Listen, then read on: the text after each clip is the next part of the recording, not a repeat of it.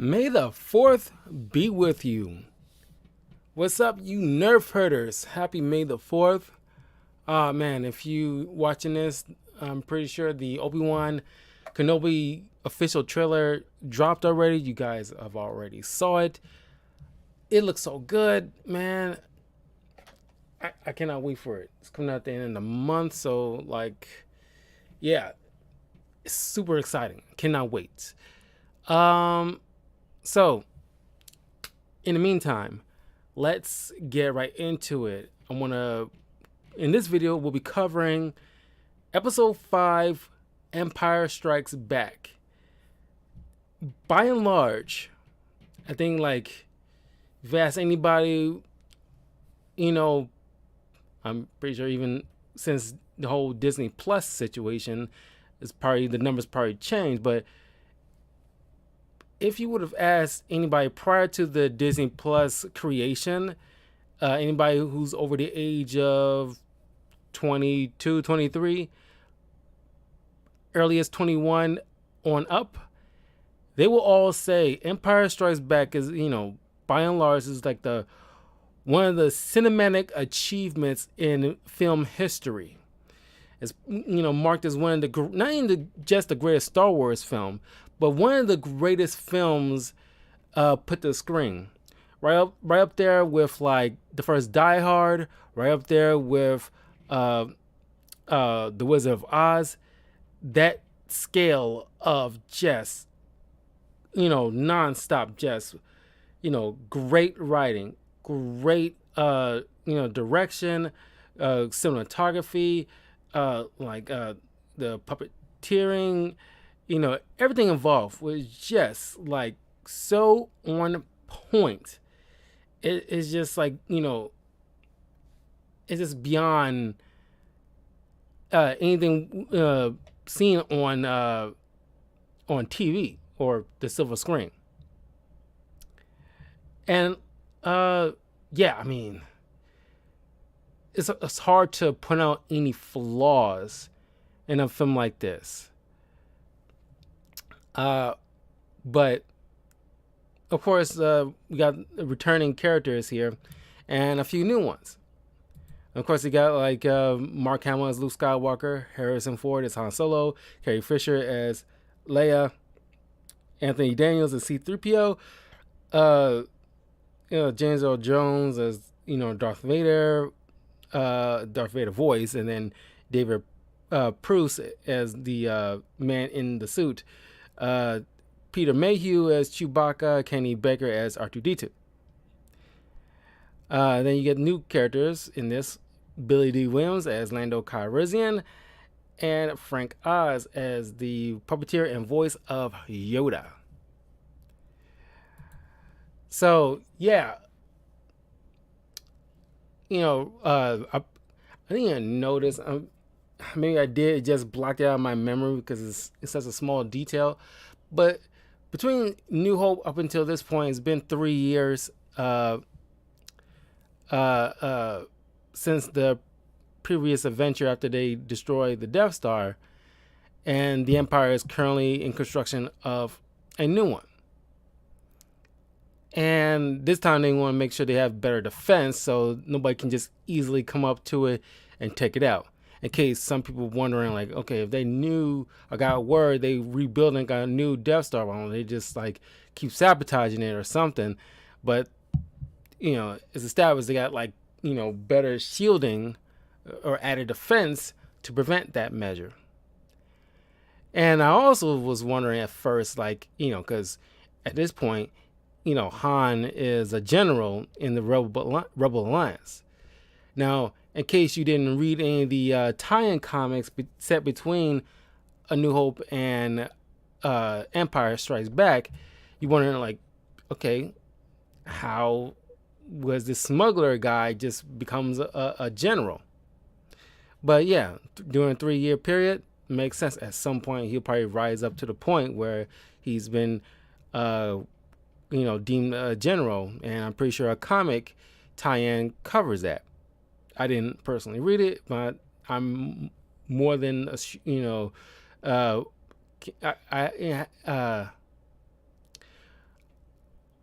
I bet my bottom dollar that would have been put in a tie-in. Also, I wanted to bring up something about like because I don't think I brought it up in my review for A New Hope, but the medal. I think I did. Like, Chewie didn't get a medal, and it was so weird that they all three was standing there, and only Han and Luke got medals, and they just like completely overlooked Chewie. And of course, they settled that in Rise of Skywalker, but it's kind of like after the fact, so it's like no freaking point after so many years later. But after, because in the previous film, the Death Star was about to wipe out the Rebel base before, Luke blew it up. So now, like, the Empire has to turn tail and run. They had to take the opportunity to move their Rebel base to a new location. It's kind of like what you saw in like Rebels. They had to because in Rebels, that's how you found out how they got their Rebel base in A New Hope in the first place. But in this, they had to, I'm pretty sure they covered in the tie-in comics as well, they had to go and search for a new hidden location so they can set up base camp and launch a counterattack, safely. So they move all their gear to the planet Hoth, just like a big old ice plant. And you get to see like Luke and Han on Tauntauns, scouting the area. And Luke ends up getting attacked by a Wampa, and captured and taken to his lair. But you notice, his face looks beat up and everything like that. Most of those are real bruises because during or before filming, or right before filming, Mark Hamill got into this, I believe it was a car accident at that time, and it didn't heal up all the way yet. But, he still want to come in, so they had to work, at least I could be misremembering, but they had to work a way into the scene while his face looked like that. So him getting attacked by a Wampa with, easily made it, understandable. His face looks, still kind of bruised up because it was healing, but it wasn't done healing yet. But the movie must go on kind of situation. And Mark Hamill is just like a freaking champ.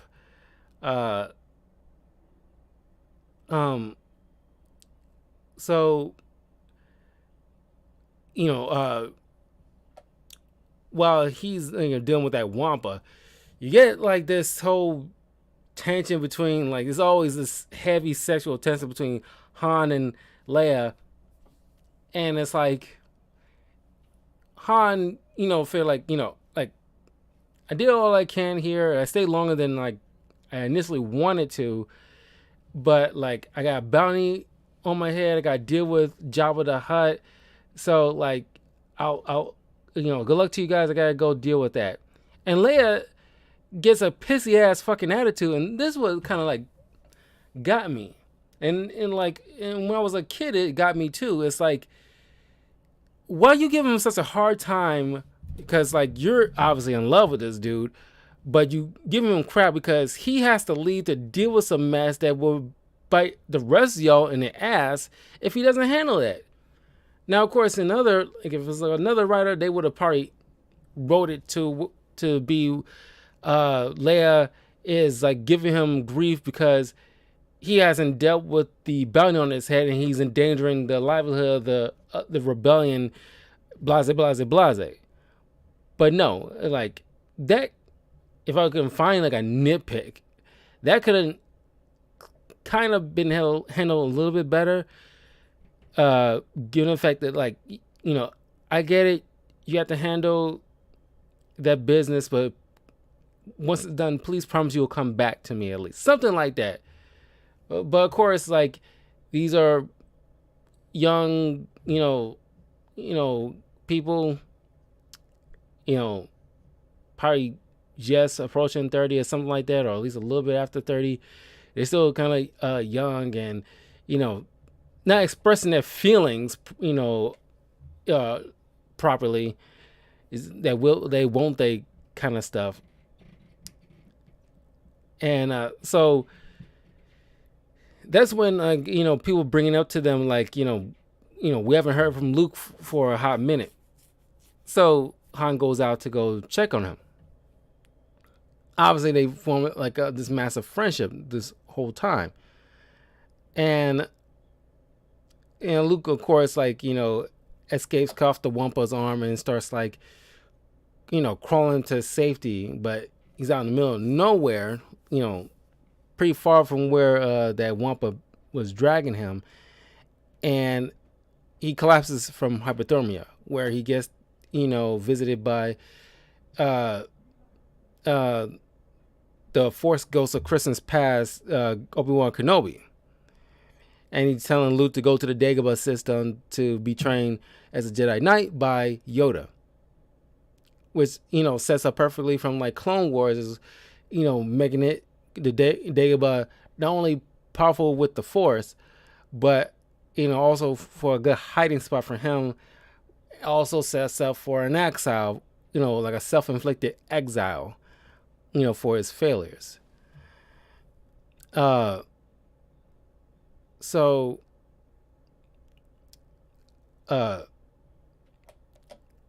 Han finds Luke, cuts open his Tauntaun, who died from like the cold, and it's like it still reminds me, like, once again, like, great lines, memorable lines from this film.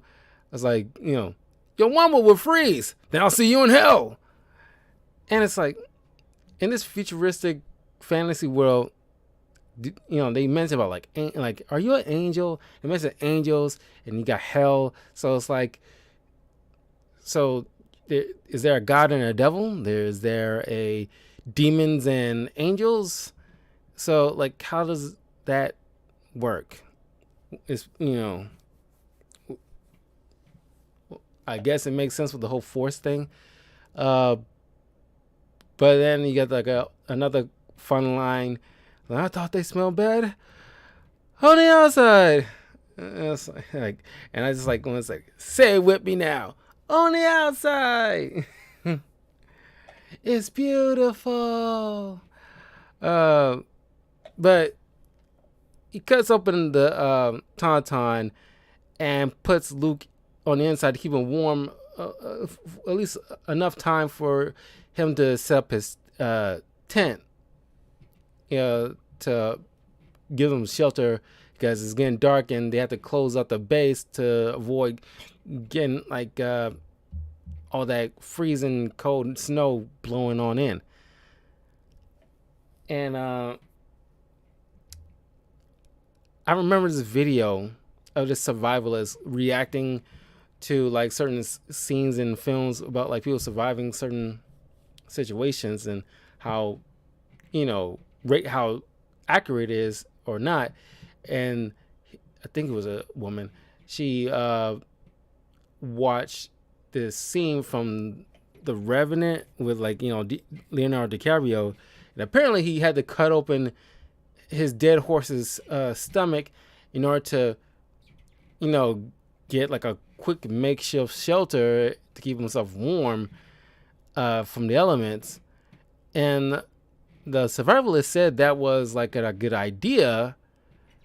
And even with like, as much as disgusting as it might sound, I believe he said, I could be misremembering again, but I believe he said, because I never seen The Revenant, and the clip I saw showed him like tossing out like the guts, and she mentions like, don't throw those away. You can use that to cover you for added warmth. And I, see this scene in Empire, and it's like, that turned out to be a good survival tip. You got like a large animal that's, recently been dead, or at least freshly dead, the body's still slightly warm, or at least has some kind of covering. If you got like a decent knife and cut open his stomach, crawl inside, and keep yourself warm for at least over the night. So, they just put my mind back into that reaction video. So the rest of the rebellion next day finds them, and of course Luke spends some time recovering. Now, once again, Han and Leia constantly bickering, and it's one thing like I kind of wish they kind of toned down in this film, is this like these two constant bickering. I know they kind of like build up the relationship and what have you, but it's just like it gets like annoying to a certain degree. It's like just fuck already. But he says something to her, and she decides to retaliate by kissing Luke. And I really wanted to like address this, because after this point, seeing like Rey and Kylo kiss, is peanuts by comparison to this, because it's like, of course they don't know this yet, because spoiler alert, this is a spoiler review, mind you, so spoiler alert, these two are brother and sister, and of course they don't know that yet, and I'm not gonna get on flack for it, but after they find out, I'm amazed that nobody at any point at least take a minute to acknowledge that you just kissed your fucking brother, and that doesn't weird you out, or at least take the time to acknowledge like, hey, look, I know I kind of like just force myself on you like that, which is like another added problem, but I did it, we don't never have to bring it up again, but like like my bad, or something like that. At least take some moment, don't gloss over that kind of glaring ickiness, but that was always something that, not the kiss itself, I can like easily gloss over that, but it's just the fact that the lack of a moment to acknowledge that always kind of bugged me about that. But anyway, the Empire eventually finds where they located thanks to this droid and this probe droid. So they, Vader and the Empire, or at least the fleet he's with, decides to descend on this base, and of course you get to see like this cool, aircraft fight and like ground fights.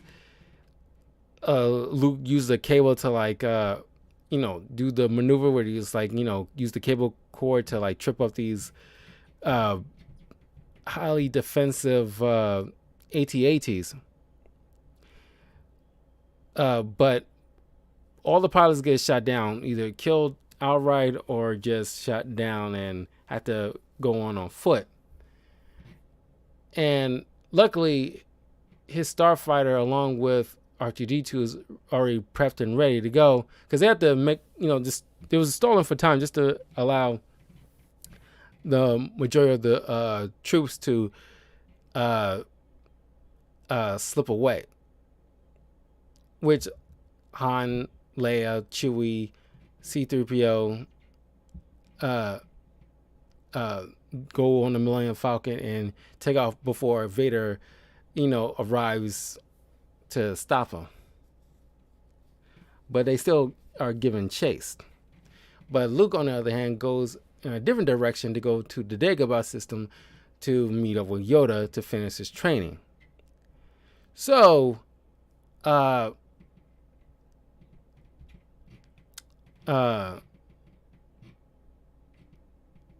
eventually the Empire hires all these bounty hunters, where you see like Boba Fett, of course, which, by the way, a lot of people bring up since like the Boba Fett TV show.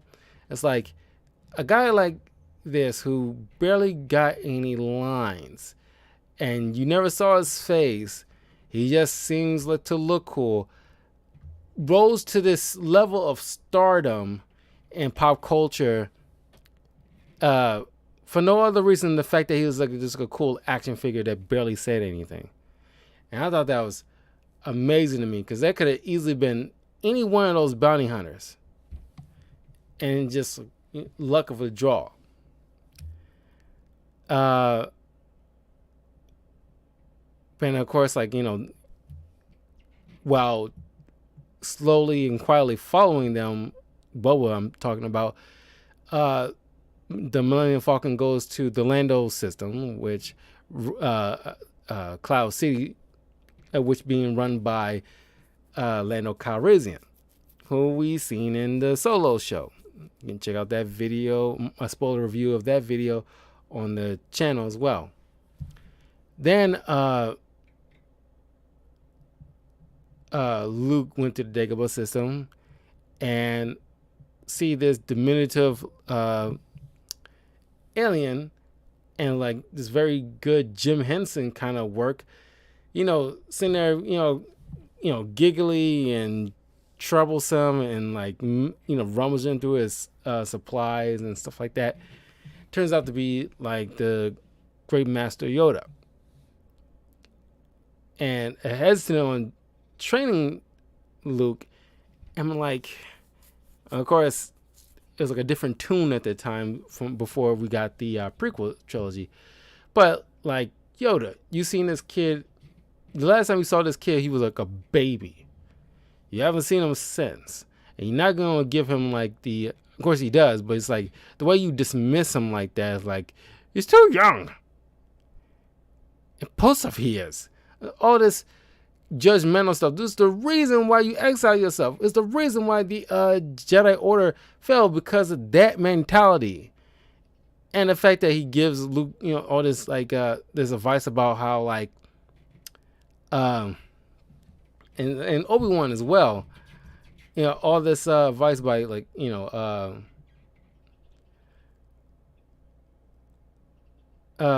do you call it?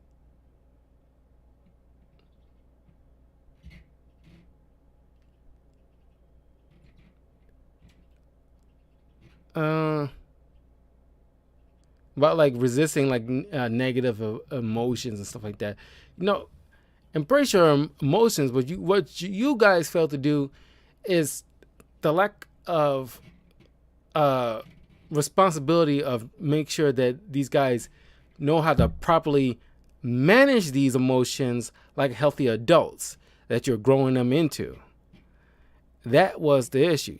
Like you tried to like put these kind of restrictions on them, which say what you will about the dark side, it allows you room for flexibility. And it's just like he's still stuck in those ways.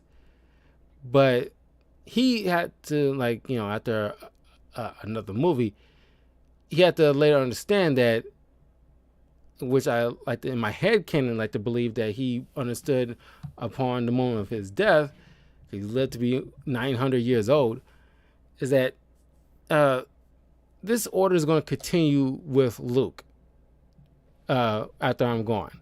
I have to accept the fact and probably encourage the fact that he will have to go his own way with it and do it better than what we did with it.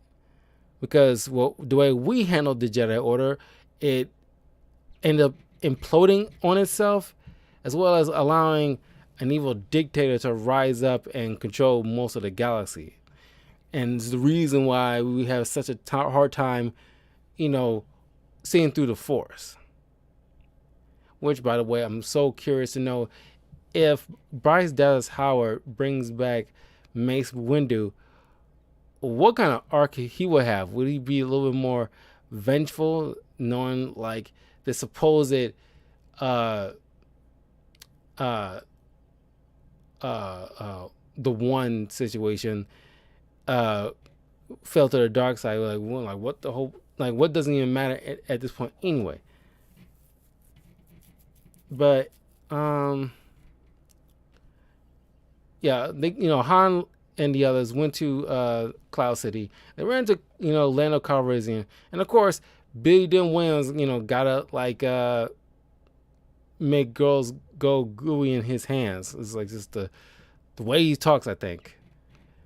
He used to be so like skinny back then. It's like he got a little it was like a little chunkier in his later years.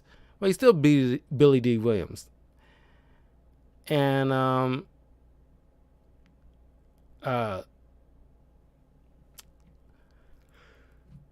excuse me. Everything seems all hunky dory until they realize Lando set them up to the Empire in order to save his own people. And of course, they give him shit over it. And like, I remember Robot Chicken making a joke about this. It's like, he's selling out his friends, calling him a backstabber and all that other stuff. And he mentions on the skit of Robot Chicken that Lando had to look after the entire city. And it's like they need to be like his number one priority. And like another character is like, yeah, we get it, but you could have just like Vader's here, gonna be torturing you, so which of course I agree, but it's like it's hard to, as you gotten older, because as a kid you look at it like, yeah, this dude is like a scumbag, he betrayed all you guys. But growing up, you'll come to realize, okay, he had to make certain sacrifices and choices that he wasn't pleased with, but by and large he knew rather that than have the Empire completely lay waste to his entire city and the people along with it. So he obviously was put in a difficult position, but the one he felt he can closely live with. And of course, later on, when they see Vader, they get captured, Han gets tortured, and then of course you get that cool line as he's being lowered into frozen carbonite to be delivered by Boba Fett to Jabba the Hutt to collect his bounty. And Leia was like, I love you. I know. And people lose their mind for that pairing of a line, because that is pretty good.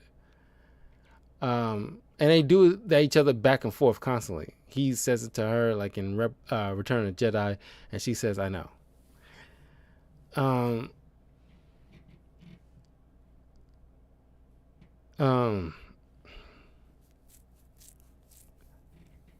While Yoda on Dagobah was training Luke, first and foremost, he went through this like mysterious cave opening, and for the longest time as a kid, even into my early adulthood, I never understood what was the reason behind that fake out with like, because I think I understand a little bit now. As soon as I reached a certain point in my late 20s, it's like, okay, I think I get it. Fake Vader is supposed to be like representing well Luke would turn into if he chose the dark path. But I wish that was a little bit more explained. But the next thing, like, while he was training, he got a premonition about his friends being in trouble. So he had to go in and find them and save them. Even though Yoda and Obi-Wan telling him, no, it's not a good idea. It's obviously a trap. You're not fully trained yet. You will lose. And you won't, more than likely will get taken to the Emperor to be corrupted. And we cannot lose another one of you guys. But, of course, this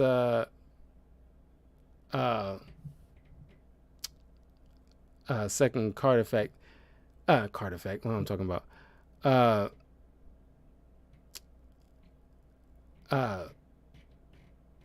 Luke, goes regardless. And like, of course, Yoda mentions like, oh, there is another. And of course, meaning Leia. And everybody's in awe. When I was a kid, it's like I was in so much awe. Like, oh my God, And it was kind of obvious it was going to be like Leia for some reason. It just felt right. But Luke goes to Cloud City, tracks him down, and of course, Lando, since Vader keep altering the deal, Lando realized, yeah, I'm going to alter my deal too. I'm going to save my friends, especially after me betraying them. I gotta do something and get Han back. Because if you keep altering the deal, then it's like, what incentive do I have to not do any of this? Because Luke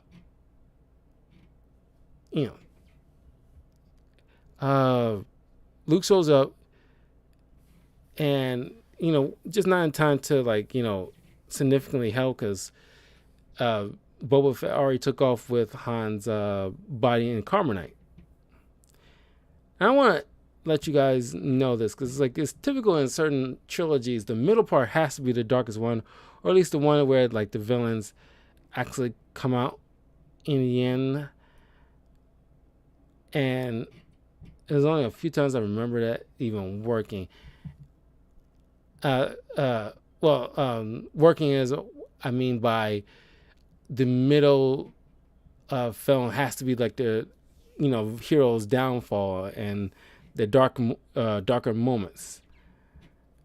Nobody wins, or at least if they lose, and then come back triumphant in the next product.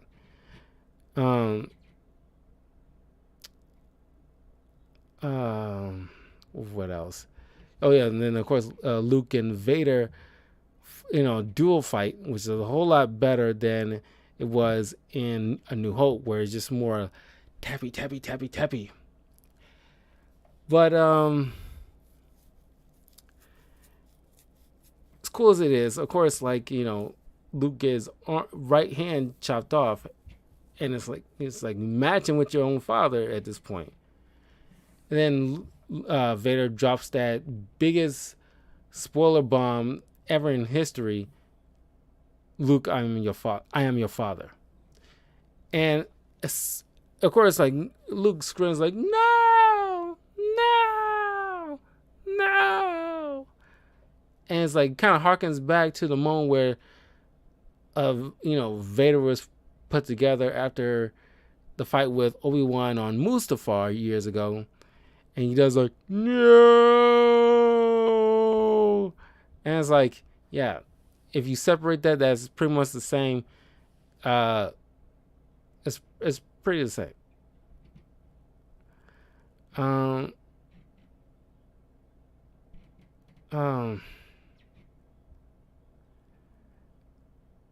So then you get another line that kind of harkens back to Revenge of the Sith.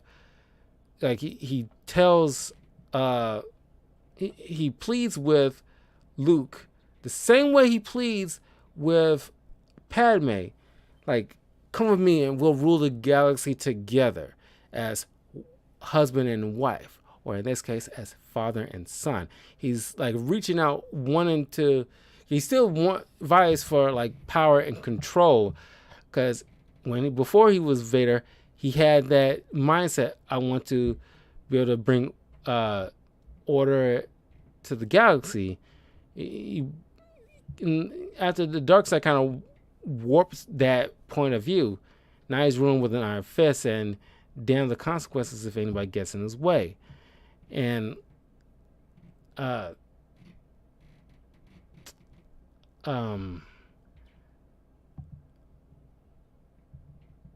so Luke falls down this ventilation shaft, lands on this weather vane, or what do you call those things? Communication phone lines kind of thing. And Leia senses him, because she's got at least a little bit of force in her, and they fool around. They flew around to pick him up. And you notice, and I mentioned this before in previous videos, you see like Lando wearing Han's clothes, and it's so freaking weird. Throughout all the time we've seen you, you always have some kind of mini cape on, just doing your own thing.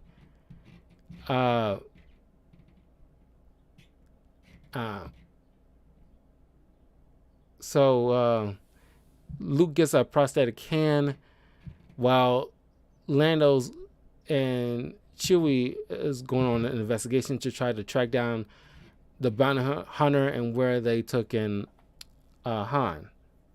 Which you would think they would know this where they're going. Tatooine is where Han is typically based in, unless he moved around a lot or something. But that should be, public knowledge. But beyond that, that's where the film ends. But yeah, like besides the few nitpicks that I brought up, this is a freaking stellar of a movie, and it was great revisiting it. And I hope like the Obi-Wan series kind of sheds more light on the interaction these two would have, like the next time they face each other. And of course, Obi-Wan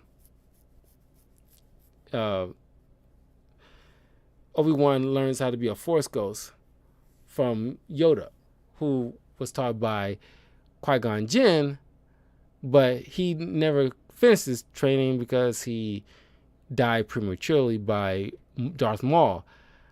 But his spirit can still maneuver stuff around, or at least at the high enough, planet with high enough Force abilities can wield I'll say to life, but I'm all over the place. But irregardless, this film is freaking good. And I like the fact that Luke at this point in time was not going to be strong enough to face Vader. He just barely enough to match him. And I'm pretty sure there's going to be a significant gap in time between the events here and Return of the Jedi. There has to be, because Luke obviously probably did the rest of the training when he went back to Yoda at some point. But he had this prosthetic hand that looks like a hand, and when you see him in the second season of The Mandalorian and the Book of Boba Fett, he's fully embraced the fact that he has a metal hand. He's come to terms with that rather than try to hide it. And I thought that was a good evolution of that, where you just see his medical hand, and it's not a big deal to him. It's not something he's ashamed of. But let me know in the comments below, what did you think of Empire Strikes Back? How well does it still hold up for you? Is there things that was lacking here and there? Because this is relatively short of a video, all things considered. I really have barely any issues with this film. This is a great film all in general. I'm pretty sure there's going to be other films in the future that I review. Eventually I want to review Alice in Wonderland. But there's certain things it's probably hard to translate into a video, trying to do any kind of inside knowledge about it. But anywho, I will see you guys a little bit later as I cover Return of the Jedi, my personal favorite Star Wars film. And yeah, I will see you guys soon. Take care. Oh, well, no, I'll cover that in the next video, because I'm about to mention about boundaries Luke set between him and his father, but it's that is covering Return of the Jedi. Scratch that. But I will see you guys in a few minutes. Take care, and I'll see you later.